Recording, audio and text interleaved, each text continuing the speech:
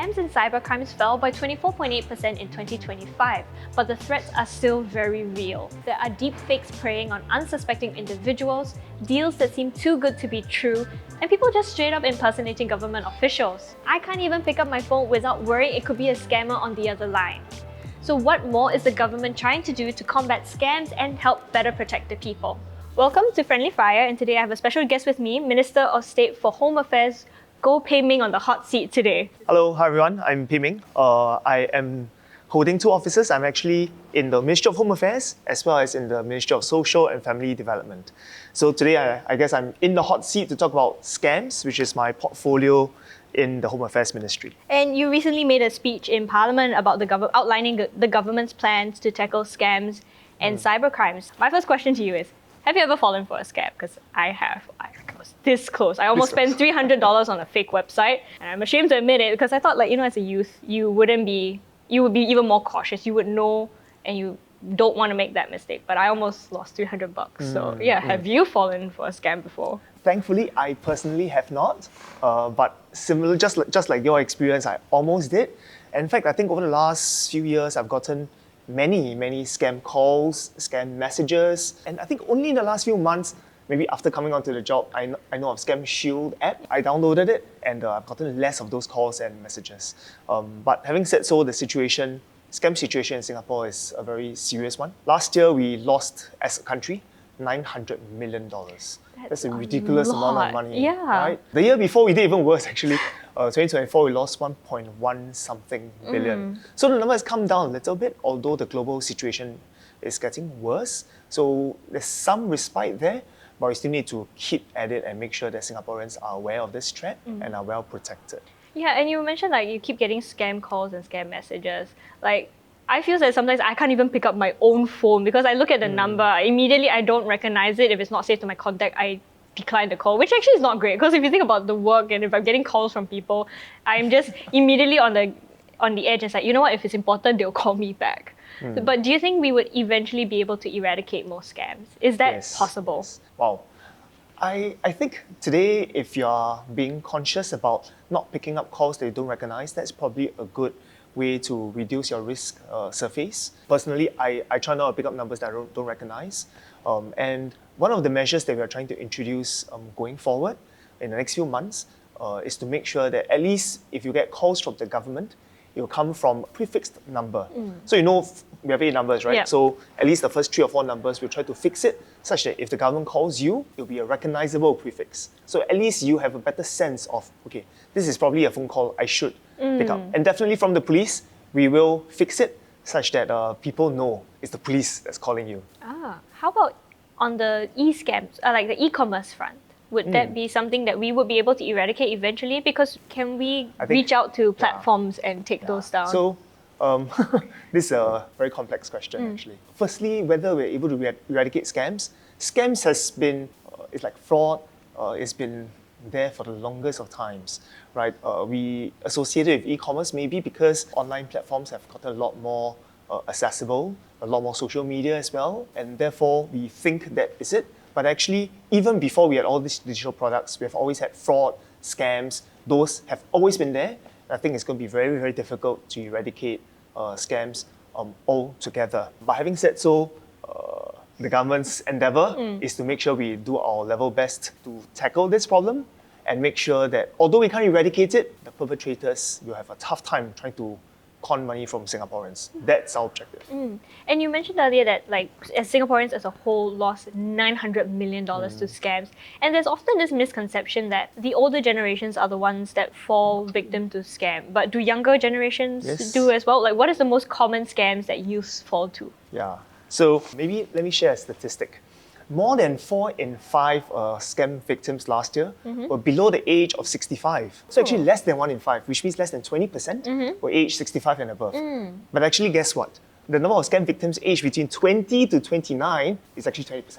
So actually more people in their 20s fell to scams compared to people above 65. Yeah, my $300 to a random website. Yeah, but I think the point is not that the people in 20s are more susceptible. I think everyone, young and old, regardless of how savvy you may be, is vulnerable. And I think overall awareness towards scams is what we need to raise within society, and to make sure that everyone, anyone, knows this is something that's out there, consciously paying attention to it, and perhaps even being aware of what the latest scam tactics, the latest modus operandi may be, and knowing how to protect yourself. So let me do a public service announcement here. If you have a mobile phone, and I'm sure most people do, everyone does, make sure you have Scam Shield mobile app installed on your phone, and make sure you have 1799, which is the Scam Shield helpline, saved into your address book. Yeah, you guys are probably watching this on your phone anyway, so Yes. just quickly download it on whichever app store. Scam Shield app works wonders because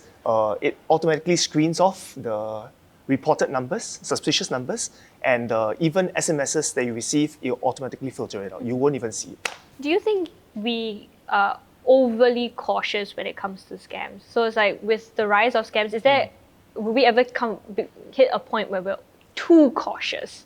That we just like, everything's a scam. Like even if I look on Carousel, I'm like, is this real? If I go on Shopee, it's like, are they selling me like real stuff? It's not a bad posture to take. I guess philosophically, we don't want to be too much on either side, but if you ask me, I'd rather be overcautious than to be complacent. Last year, 2025, 1 in about, say, 160 Singaporeans fell to scams. And if you look across, say, the last 5-10 years, I guess then that ratio comes down quite a bit. So amongst the viewers or even within the studio here, probably at least one of us will have fallen to scams, just that we don't admit it. Not sure who it is. I have a few guesses involving trading cards, my guess. Yes. And blind boxes, but yeah. Yeah, so for talking about trading cards, so especially for e-commerce scams, the scam syndicates often design their operations around our lifestyles, our habits.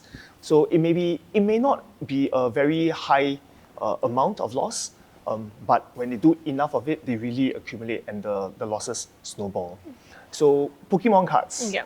Many of the youths will be familiar with Pokemon cards, and many of them are trading on the e-commerce platforms. Many a times they'll put up a rare card, snatch it within the next 30 minutes, within the next hour, and it's going at a really good price. So that sense of urgency and a little bit of a good deal tends to get people hooked and try to take the risk. At most, I'll take a big risk, maybe it's a 50% loss, but more often than not, once you make the pay now, seller disappears, you won't hear of them ever again. Sometimes they even will produce a screenshot to show that actually the item has been sent out, but that's the last you hear of it. So just be careful. Is there a way that we can help educate and get our youth even more on alert when it comes to scams from e-commerce? Because I feel that barring Pokemon cards aside, like even for I think the young adults, we would also turn to look at like concert tickets because those are usually quite a big scam avenue as well. So maybe what more can we inform our younger generations? Like you guys are not as invulnerable as you think you are. I think especially for concert tickets, and we know when Taylor Swift came, Yes. the number of scam cases actually spiked. So I think it's important to be careful where we buy those tickets from. It's best to buy it through authorized retailers rather than from someone else that we have never met. So other than like e-commerce scams, what is like the top scam that Singaporeans fall for? So maybe you asked this earlier, I forgot to reply you. Especially for youths, the top 3 types of scams will involve e-commerce, jobs scams, as well as phishing scams. So one example, maybe I will share a story involving a local undergraduate who fell to a job scam. So undergraduates, we are often hoping to be able to find a side hustle, right? So in this particular case, this lady was trying to find a side job doing reviews on e-commerce platforms, and that she will take a 10% commission every time she completes a review. So she's asked to buy things on the platform, pay for it first, complete the review. Once it's submitted, she'll get refunded plus the commission. So in fact, the first few times things went very, very okay. She got paid for her work, and over time trust builds, and eventually she lost $20,000. 20,000? Yes. Wow. So for an undergraduate who's trying to pay for her fees, 20,000 can That's last a long time. That's essentially your university fees in Singapore. So Wow. that was really painful. Yeah. Oh my goodness. And yeah, job scams are like quite big. Like you're talking about the review stuff, I keep seeing it popping up on my ads on Instagram saying like, oh, you can earn money while reviewing the products. And that's so scary how accessible it is. Is the government doing anything to maybe ask Instagram or Facebook, Meta to help tackle this problem? Yeah. In terms of fighting scams, we introduced this Online Criminal Harms Act in 2024, we call it OCHA. And through OCHA, we're actually able to specify certain online platforms to do certain things that if we don't direct them, they won't do. After all, they are profit-driven as well. So we have been going after some of the platform companies, working closely with them and directing them to take additional precautionary measures to help safeguard Singaporeans. So for instance, we do require them to do user verification. So anyone who wants to open an account, especially if they want to put out advertisements or they want to sell items, they will have to have a user-verified account to do so, which means they may need to have a SingPass account to make sure that there's really a person who owns this account, legit, based locally. Therefore, then we know who we can go after if it turns out to be a scam, right? So this is one way to protect Singaporeans. We also require them to be more prompt in terms of following up on user reports when there are certain complaints, or they do have to close the loop more quickly going forward. Since OCHA came into effect, especially for e-commerce last year, the cases have come down by more than 40%. Oh yeah, that's good. Yeah, and overall scam cases dropped by 36%, I think, last year. The slew of measures that we've imposed on, especially Meta, Apple, and Google, the other popular platforms. But that also happens to be where, because of the volume, more scams take place on those platforms. So we work very closely with them, understanding what they need to run their operations, but at the same time, what it takes to keep our Singaporeans safe. So other than like e-commerce, the other big one that I'm sure that the government is looking out for is the government official impersonation scams. Yeah. And those are really scary because I'm just watching YouTube and suddenly I have like the reincarnation of like Lee Kuan Yew talking through the screen to me. I'm like, And I'm sure you can tell it's a deep fake. yes, like I know that it's a deep fake, but what about like our other more vulnerable Singaporean citizens out there? Like, with the amount of deep fakes circulating online, is there anything the government is doing to address the deep fakes? Yeah. So last Friday, when speaking in Parliament, I actually shared an example of elderly man who fell to one of those deepfake videos. Apparently, one of our ministers was purportedly sharing an investment scheme. So he invested thousands of his CPF money in that scheme. So obviously, it didn't turn out very well. Yeah. Which is why going forward, we are actually directing the tech, the online companies, the platforms, to put in more measures to prevent some of these impersonation scams, especially when it involves persons that tend to be better trusted, including our government officials, or including even some of the celebrities or personalities that have a lot more followers. So going forward, we've directed for the companies to put in place visual verification to ensure that they are able to tell, and they have the capabilities to do so, to tell if something's a deep fake or not. So going forward, all our government officials, our ministers, for example, as well as celebrities, will be subsumed within this requirement. Can you share any of like the red flags that in a government official impersonation scam, like if I pick up a call and some guy's like, I am from the police, what are some red flags that I should take note of to know like, okay, this isn't right, this could be a scam? Especially for scam perpetrators, there are few, the scenarios can always be different. They can be from the police, they can be from MAS, they can be from any other ministry, but more often than not, the pressure tactics are that one, either you are the subject of investigation, you're in trouble, let me try to help you, but you must follow my instructions. Please keep this to yourself because I'm trying to protect you and therefore you shouldn't tell even your family members. You must listen to my instructions and act now, don't wait. This is urgent and trust me, follow every single instruction I give to you. And more often than not, they may ask you to transfer money via the phone, which all ministries, all government officials, including the police, will never ask you to do to transfer money. They may even ask you to share one-time passwords. They may ask you to download applications from unauthorized app stores. All those will be telltale signs. We've also noticed how scam syndicates ask potential victims to go to the bank, buy gold bars, and or to buy crypto, and for the gold bars to physically deliver to a third-party location and to hand over some of those things. So that's another modus operandi. Why crypto? If you could explain, like what makes crypto and cryptocurrency scams something that scammers would go into? Yeah, so crypto has been a growing source of concern. Last year, they accounted for about 20% of all scam losses, about $180 million, a staggering amount once again.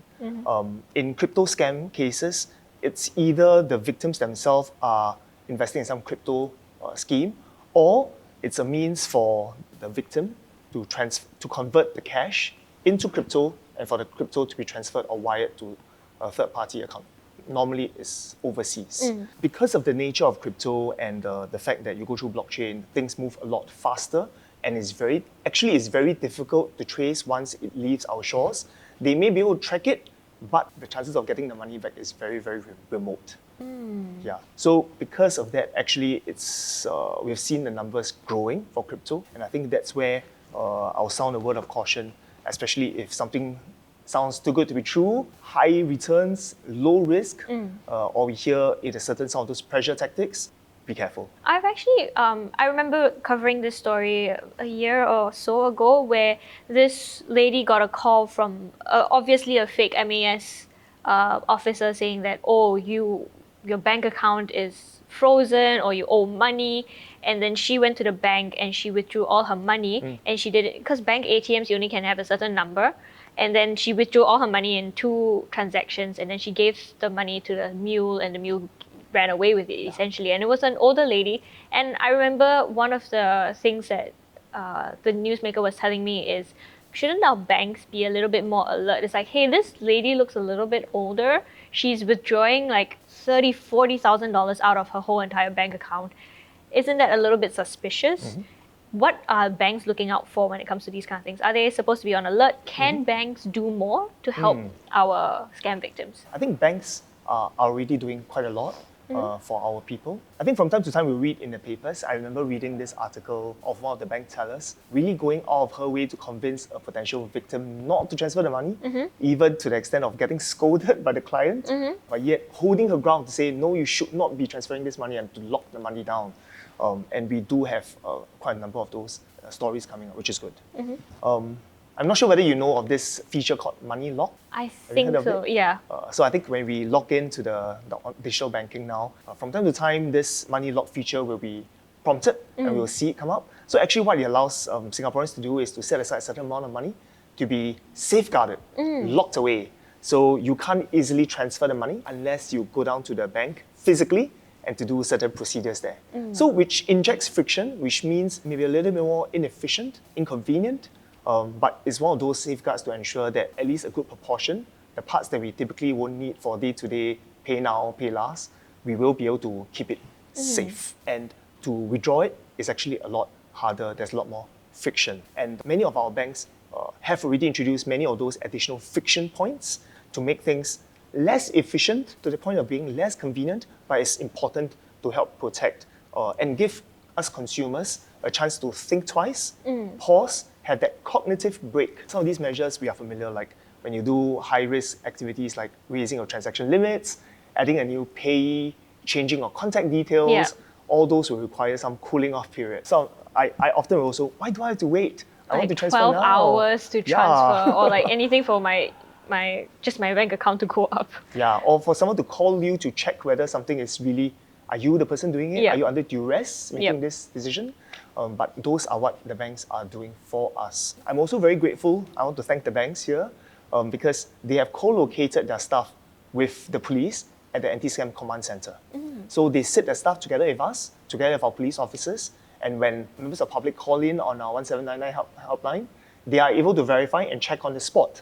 So our response, both in terms of identifying potential cases, victims, or even going for asset recovery or locking the funds down, we are a lot more efficient and more synergistic doing so. For this Anti-Scam Command Center, where there's people sitting there, do you guys get a lot of calls every day? We get a lot of calls. On average, more than 500 a day. That's what I was told. 500? More than 500 calls a day, but they're 24/7. Okay, So, fair. yeah. What is like the success rate of your Anti-Scam Command Center? Success rate in terms of Trying to stop someone from actually, when they check, it's like, oh yeah, this is actually a scam.